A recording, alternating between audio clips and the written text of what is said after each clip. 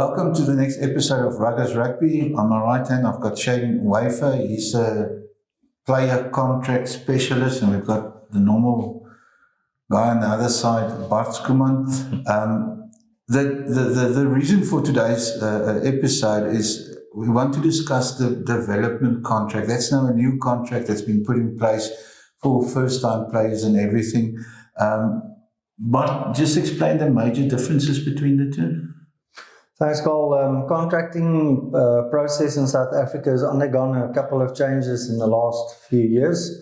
So obviously, where there used to be one standard player contract for players after school going into a professional environment, there now is a development player contract which specifically refers to your junior players, which might be a temporary or a professional capacity, short-term or long-term.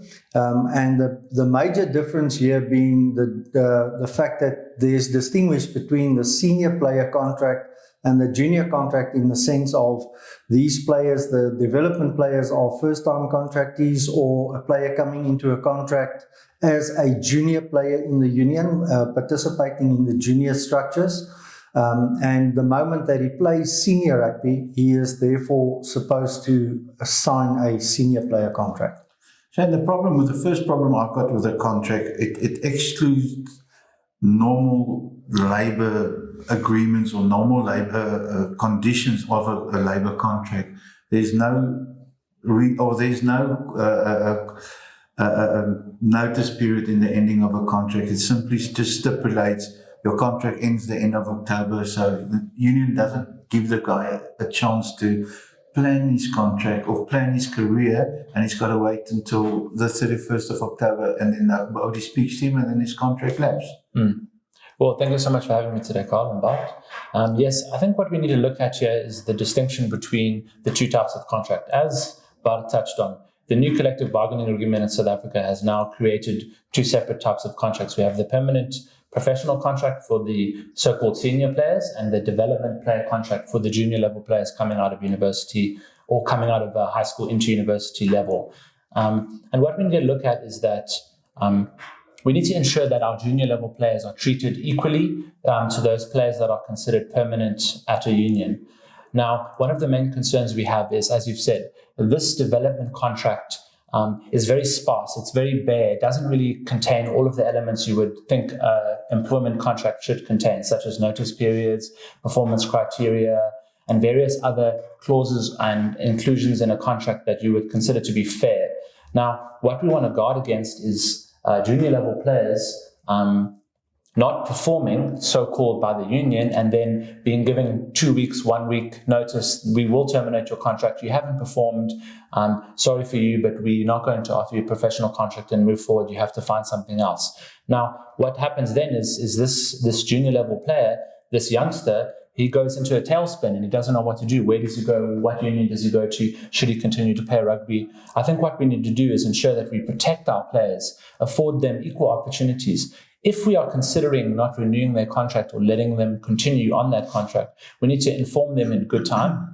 We need to tell them why they're failing to perform on the basis that performance criteria haven't been met, as opposed to, we don't think you've played well enough, even though you haven't played any games, you're not training well enough, we're just not going to renew your contract.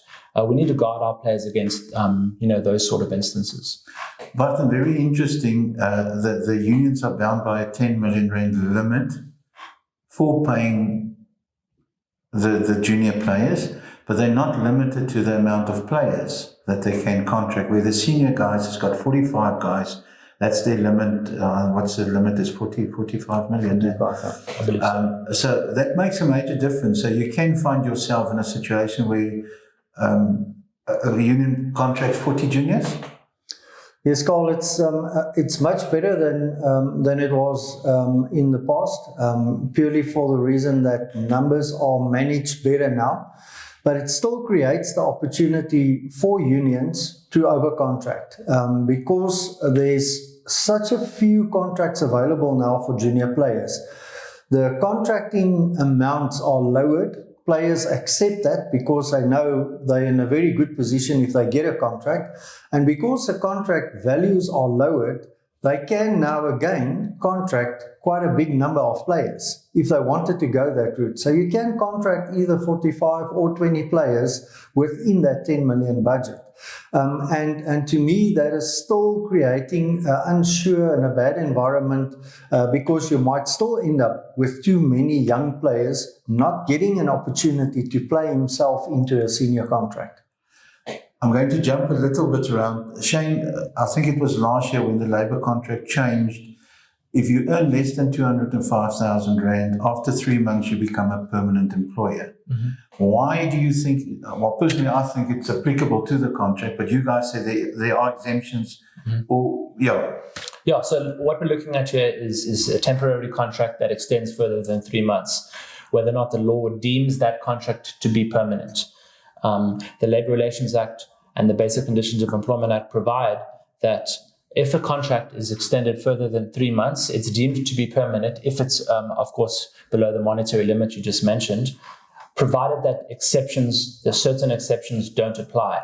Now, some of these exceptions include seasonal work, work performed, junior level work performed in terms of a player developing. So the argument can be made that development contract, seasonal work, there are various exceptions. I believe there's about 10, and it's not a closed list, that provide for a temporary contract that is considered longer than 3 months to still not be permanent.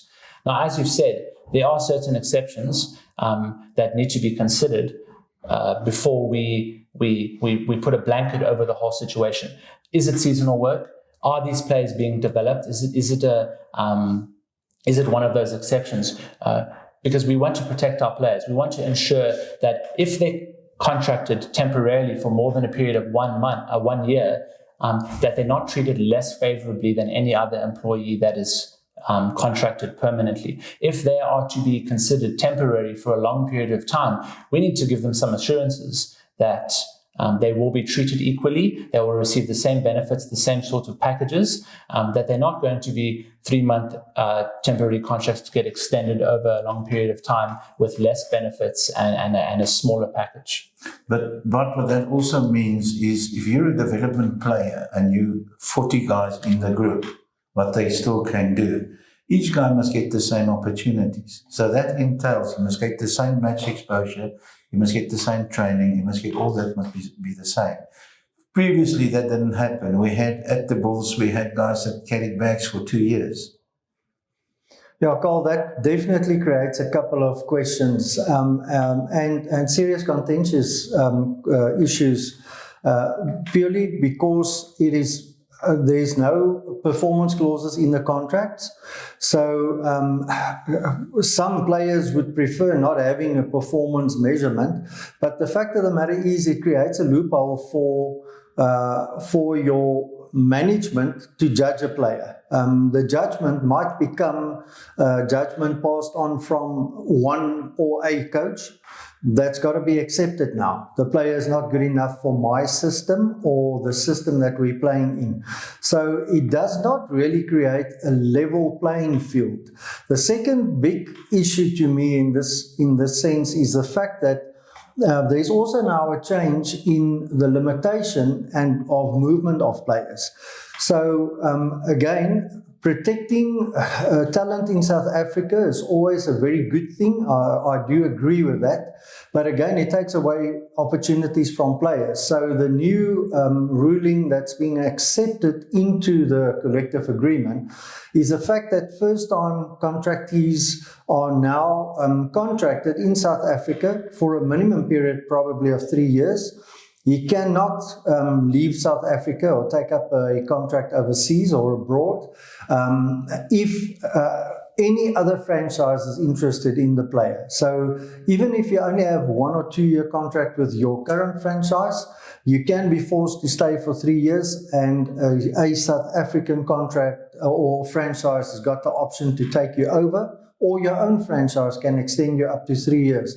And if you are a very good or talented young player that's in the BOK mix, that extension goes up to 4 years.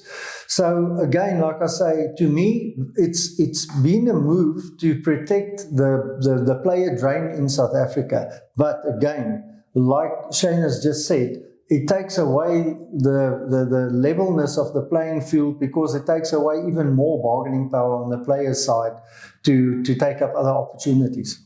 But Shane, that's my problem. We're sitting in South Africa with player agreements that is only on the side of the union, according to me. We're sitting with a situation where at the end of October, there's going to be a massive amount of under 21 players whose contracts is not going to be renewed, because after under 21 this year still, but from next year's under 20, they fall under the 45 players, or the 40 players and 45 million restrictions that senior players are. So first place, what's the fairness? Because none of those kids, it's September, none of those kids has been said that their contracts is not being renewed. And the period for contracting in South Africa is basically closed until the next year, because all the unions are already contracted their players. Mm-hmm. So what's the actions that the players can take? And again, the fairness in the contract, it's not there. 100%. And what we're looking at here is, as Bart touched on, is the performance criteria. How do we evaluate a junior level player's performance? Is it a player that's got the most game time, that has shown himself on the field? Or is it the player that rocks up at practice an hour before and leaves an hour after? Which player has shown their talent and their worth more to the union? It's a big question. How do we determine whether or not that player has performed in terms of what he initially thought, or what we thought he was capable of? It's not fair to tell a player, you haven't had any game time because we haven't given you game time. Yes, you do train hard, but we don't feel subjectively as if you're fit into our program or our system, and therefore we won't extend your contract. What we need to do is we need to open the bargaining table to these players and say, listen, maybe 6 months before your contract is up, let's discuss, how are you performing? Are you fitting into our system? Do you think, the player can ask the question, do you think you want to consider offering me a permanent contract or extending my development contract? What do I need to do to ensure that 1 month before my contract is up, I'm not going to get a phone call from the CEO and I'm going to be let go? We need to ensure that players know their rights, they know what their contracts are about, and they know, yes, my contract's up at the end of the year. I need to know, am I being considered, or are you going to let me go? And as Bart previously touched on, is this implementation of the what we call a right of first refusal for players under the age of 27. It's a very interesting idea that has been introduced by SA Rugby, and as you've said, it's there to stop the player drain. But at the same time, there are various intricacies which we might not have considered yet. It hasn't come up yet. What if a player gets offered a contract from, let's say, for right now, the Toyota Cheetahs? They want him there, but he's in South Africa now, and they offer him 1,000 Rand more than the union is offering him now. So according to the rules, he must take that offer because it's more favorable than the one he has. Is he now displaced? Must he accept that contract and move overseas and play for the Cheetahs because of this option clause in the agreement? Is it not taking away the sanctity of contract? Does that player not have a choice? And from the reading of the new provision, if he's given a more favorable contract, it doesn't look like he does have a choice. He must accept that provision in order to keep the player in the South African rugby system. So we must ensure that these various intricacies are considered. We touched on this briefly. SARPA sits at the bargaining table. What we need them to do is ask the players all of these various questions. Are you aware of this? Do you know that this will happen? Do you know your rights? And if the questions come back, no, we don't, or we don't know them as well as we should, SARPA needs to stand up for those players and come to the bargaining table and say, listen, yes, we've signed on with CBA, but I'm not sure that everything has been considered fairly and equally. But how many junior players represent their group at the negotiating table? Carl, that's a very valid question, and one I would have answered or touched on based on what Shane has just said. Is that, to me, is one of the concerns. We've got player representatives there, and most of the time they would be a very senior player, most likely a very experienced kind of Springbok player / Super Rugby player at the least, which one expects because they are the experienced old hands in the system. But the issue remains that the issues don't start off with those players. Their issues are situated at contractual level or higher up. Your issues actually arises from what we are discussing now with your junior players, your development players, your young stars that's limited in their movement and opportunities, and they are not represented at the table. So in the system, there's a flaw where we need to make sure that young players are represented at that level where they can actually give input, or someone on their behalf, whoever that might be. And then the one positive from the situation, as you mentioned, Shane, is the fact that in the new 3 or 4 year limitation, you are right, huge problem area is that if my franchise don't want to keep me after my 2 years, and a third franchise in South Africa, wherever that might be, wants me for the 3rd year, I have to be displaced in the sense that I have to move there because I cannot not take up the contract. The one protection or little bit of protection in the system currently is the fact that this whole renewal or first right of renewal has to take place 8 months before the player's contract actually expires. So that is a new ruling, which is good. So a player will know when my contract comes up for renewal in this specific year, 8 months before the end of it. My own franchise has got to inform me whether they're going to keep me, or then for that matter, if there's another franchise that's interested in me and they offer a similar or better option that I have to take, then I'll know it 8 months in advance. That's one benefit one can say that's come from the system.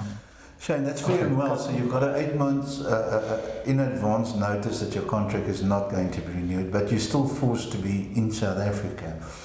With the current situation, with the franchises being cut the whole time, we've got now the Kings are definitely out. We're not sure what's going to happen with the Cheetahs. The grants has been given to the junior Currie Cup sides, and that there's no money to contract people. So that's in a very difficult situation. At this stage, we've got, let's say, 500 contracted players. In 2 years' time, there's only going to be place for 200 contracted players. My question to you, is there place for fairness in South African law? Because, I mean, with the new contracting system, there's no place to be contracted in South Africa. So can the player tell Saru and those guys that signed the contract and the agreements, but there's no place for me? Look, I think the merit behind a development contract is there, and we understand why it needs to be there. But what we need to protect against is, like Bada touched on, and Carl, is bag boys. We have the smaller unions that know the monetary limit is 10 million, and they prefer to contract 100 development players. Now they know all too well when they contract those players that maybe only 30, 25 of those players will get professional contracts. They only have space for those amount of players. So that leaves 75 other players that are hopeful that they're good enough to make it up to the next level and that they'll get a permanent contract, stuck in the lurch at the end of the day. They've spent a year practicing and playing with this team, and at the end of the day, the union knew from the start that they probably never were going to be offered a permanent contract. But what they want to do is they want to grow their pool of players. They want to be seen to be developing players and to be building the game. But those players need to be protected. We have the exact opposite at bigger unions, where these unions know, okay, let's not contract 100 development players, let's rather contract 40 development players, give them a little bit more money, and maybe 20 of those players will be let go as opposed to 75. Perhaps that's a better way of looking at it, and SARU needs to regulate what these unions or how many of these development contracts are offered. Yes, there's a monetary limit, but I think offering 150 players development contracts for very little money isn't doing anything to help them grow their game, and it isn't fair. Yes, as you've touched on, we need to look at the fairness in terms of our labour law. Now, having someone on a temporary contract for a whole year without the same benefits, and at the end of the day then letting them go, does nothing for them personally or professionally, and should not be considered fair. I think we need to look over the system and try and find a way to use the development player system to the best benefit of the players and the unions. But Bart, I mean, the development contract obviously doesn't stop you, like Shane said, to contract 100 players, and I don't think the unions are going to do it 100 players. But if you sign the contract, you're forced to stay in South Africa for 3 years. So after 2 years of your contract with SARU and the unions and everything, if you're pushed out, you're going to be forced to stay for 1 year without playing rugby, because there's just not enough place to absorb all these junior contracts. Carl, that's one part that I am very critical about and have been in the last year or so, is that I do not feel that from SARU's side there's enough guidance and proper management regarding our player development of young players. And I'm saying that against a background of one-sided and very belated changes in competition modules where there's been no multi-year planning. So every time there's been a change, like for example the cutback of the under-21 competition to under-20 competition. Previously the cut out of the under-19 national competition was all made within a space of less than a year before those competitions would have gone into the next year. That is absolutely bad planning. So unions on the one hand did not have enough time to plan accordingly, over-contracted on players, and now similarly with the under-21 competition becoming an under-20 competition, suddenly you find probably close to 100, anything between 100 and 150 players suddenly becoming senior players next year at unions, many of them representing South Africa at the Under-20 World Cup, now being out of a contract because his union will not include him in the 45 Super Rugby players. For them to contract him now as a junior player in the union, he's got to be taken into that group, and most of them are not at this stage good enough to be in that group. But now suddenly we've got brilliant 21-year-olds in South Africa that's got no playing opportunity, that's been chucked for the wolves, in my opinion. They've got to go to clubs, or they've got to find a playing space. And like I say, and I want to reiterate, you're probably sitting with close on 75% of our under-20 World Cup players of the past 2 years that find themselves in this group, definitely more than 50%, which in my mind is poor planning. Shane, on that, so we've got 50 guys, and you're one of the 50 guys that's not going to be able to be employed in South Africa. You're bound to South Africa for 3 or 4 years. We can't trust SARU to be fair, because they've got the option to release you before the 4 years, but if I understand right. Yeah. So you can't trust them to be fair. And I mean, if we know, we know most of the administrators and the management of the unions, but there's going to be 10 players at the least who the union will just be spiteful to take them out of the system so that the guys can't go to another union and that kind of stuff. And again, my question is fairness. So would that constitute unfair dismissal? Or and can you get out of it by legal manners?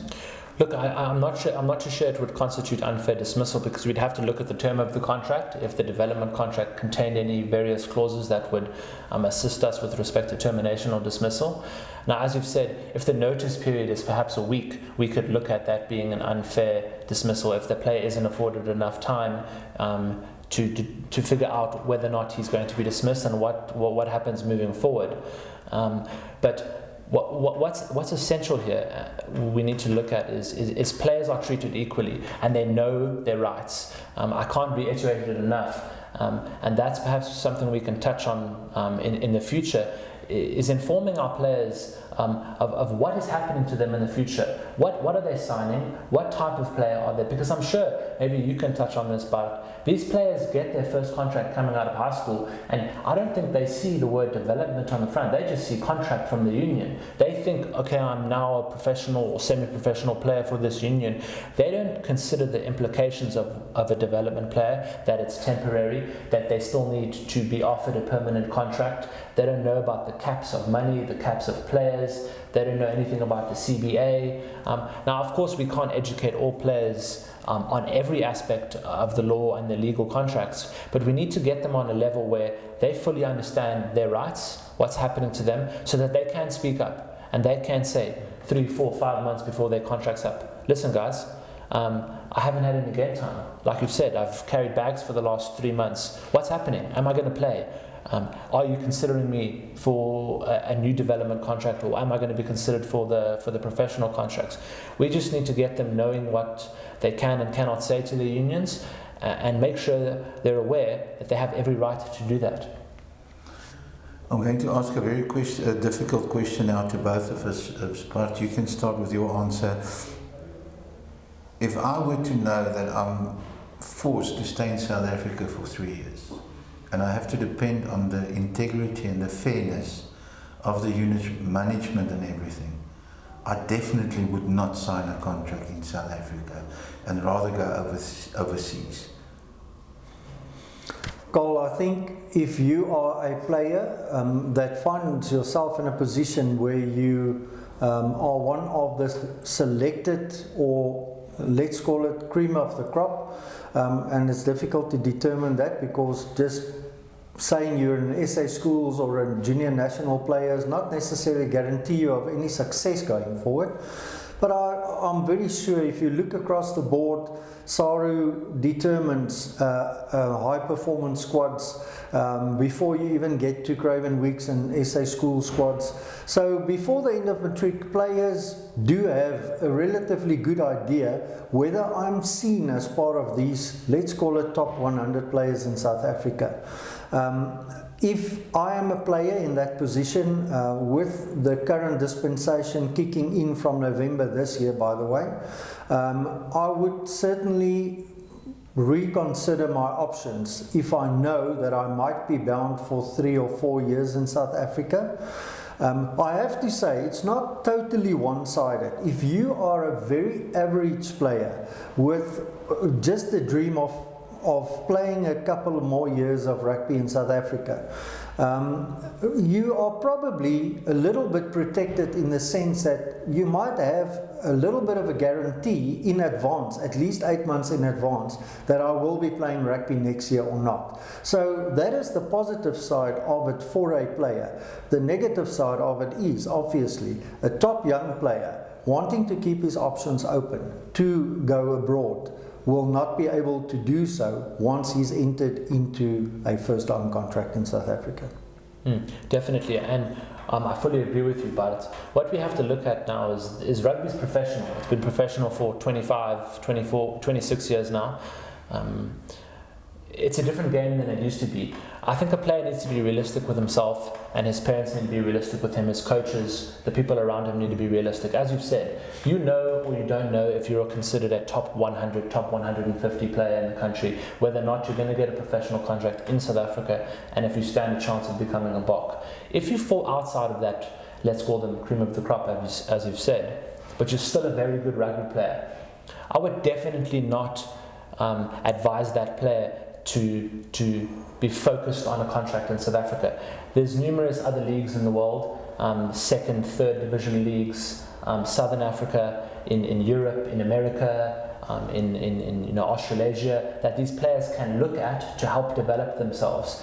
Don't think that your entire career must be contained in South Africa for you to be considered going forward. If you fall outside of that range of really, really good players that have booked their ticket to the next level, don't not consider looking overseas and looking at other unions or other federations, going overseas to Europe, playing in a second or third division league, building yourself up, and then perhaps getting a contract and coming back and looking to get yourself back on the track you wanted to be. There's a lot of options out there for players, and as we've said, we don't want our really good players to leave the country, so that's why the implementation of that clause is there, and it's there for a good reason. But I think players must be realistic with themselves. If you don't stand a chance of making it to the next level, realistically, don't be shy to go look overseas and to try and put yourself in a second or third division team and build yourself up, because countries out there, they love South African talent, they love South African rugby players, and you will most likely get good game time, you'll help develop yourself, and you won't be a bag boy, you won't be a development player for 2 years with no game time. You'll get better at the game, and then you can consider coming back. So the world of contracting again has changed 180 degrees or 360 degrees. But would you challenge South African rugby if you're still in the system? Because obviously, if you decide to take Saru, which would be the first person, with your union to court to get out of your contract, you will not be welcome in South Africa for the next 450 years, or until Jan van Riebeeck comes back to Cape Town to get blamed for everything again. Carl, obviously we create grey areas, unfortunately, ourselves. And again, I have to say, the contracting has gone through a process of verification. So in all fairness, there might be the opinion that the verification has been done, either by players and Soraya for that matter, which is true. The question marks still remain. Shane is a legal specialist here. If you take up and you open up any legal documentation with regards to a fixed term contract, fixed term contracts become a swear word in the legal word when it comes to employment. And we've not even touched on the fact that a lot of officials and management in South Africa is also contracted via fixed term contracts in South Africa. The entity protected the most by far is the employer and not the employee. And I can verify that by stupid little things like, for example, even in your insurance policies, where people that lose their job, so-called, would not be covered if they're in a fixed-term contract, because they are supposedly not in a contractual situation that you can expect a contract to be extended. The big question mark is that fixed term contracts are abused in South Africa, and people are put on a fixed term contract for 5, 6, 7 years, which is not supposed to happen. And the legal profession is clearly against that practice. And that is something that we also need to look at across the board with regards to players, because that I don't think is fair play. But Shane, thank you so much. But Shane, I'm giving you the opportunity to close off the program with advice to the guys. My advice is simple. Go to not a proper lawyer. There's 150 million proper lawyers. But sports contracting, especially SARU contracting, has become so involved. There's so many conditions and everything. So go to Shane. That's my advertisement for Shane. But Shane, what's the final message that you want to give to the boys out there? Look, I just want to touch quickly on what Bharat said, and we must give credit where credit is due. SARPA, Sario, they've come to the bargaining table, and they have helped produce this CBA, this collective bargaining agreement that regulates contracts in South Africa. Now, this is a plus minus 150-page document. It's comprehensive.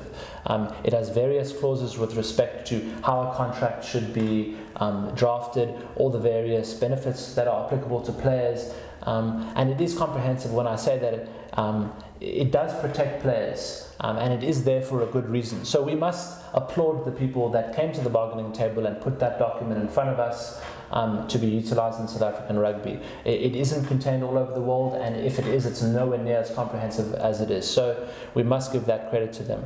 What we need to ensure is that players understand there is two different types of law. There's our general law, and then there's sports specific law. As you've said, a sports contract is not the same as a general employment contract. There are specificities involved in it with respect to performance, with respect to the benefits that are applicable, with respect to the term. Sports is its own industry. So you wouldn't go to a divorce lawyer to do a labor matter. You wouldn't go to a labor lawyer to do a divorce matter. You go to a specific type of lawyer. So if I can punt myself here, I'd say that it's always better to go to a sports attorney who specializes in sports law, that has had experience in negotiating with various unions and federations, that has had experience with agents, that knows the game, and that knows what will and will not come out of the negotiating table. Very often attorneys come to a negotiating table and they ask for things that aren't considered the norm in the sports industry, because they don't generally understand what the industry entails. So of course people are very picky when it comes to their legal team and who they use, and they use the legal team that has been with them the longest. But don't be afraid of going out there, doing some research and finding someone that will help you for the specific problem that you have. Sports attorneys are popping up more and more every day, for the very specific reason that there's a lot of scope of work. There's a lot of players out there that need assistance, they need guidance, they need to be told what they can and cannot do, and essentially they need to know their rights. A lot of these players come out of school straight into their professional contract or their development contract, and they forget about everything. They just focus on training, going home, sleeping, coming and playing rugby. They don't worry about the other things. So have someone else worry for that for you. Now, whether or not that be your agent who puts you in touch with a lawyer, or whether or not you speak to your lawyer specifically, I think have someone in your corner that knows what's about to come, what's happened, and they know how to protect you going forward. It's very important that our youthful players in South Africa know they have the right to speak up, and they have the right to join the bargaining table no matter what level of contract they're at. Professional development, it's all the same. You have your rights, you are employed by them, whether or not it's on a temporary fixed term contract or a permanent employment contract. You have the same rights as everyone. So just to close off, I think always seek advice from someone that will specifically know how to assist you on that specific matter. And as a final last thought, don't trust your agent, sorry Bart, because 99% of the agents, I'm sure, doesn't even know half of what in the collective agreement is. Thank you so much.